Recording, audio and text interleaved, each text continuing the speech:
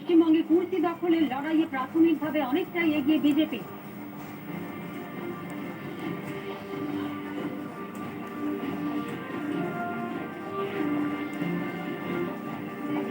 সব নজর ভবানীপুর কেন্দ্রের দিকে। টান টান উত্তেজনার মধ্যে শাখাওয়াত মেমোরিয়াল গার্লস স্কুলে চলছে ভোট গণনা।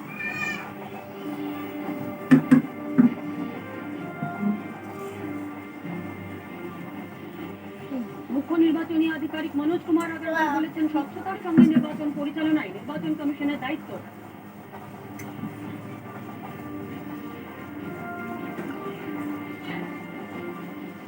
অসমে হ্যাট্রিক করার পথে বিজেপি। তামিলনাড়ু এবং কেরলে তালা বদলের ইঙ্গিত। পুদুচেরিতে থাকছে বিজেপি।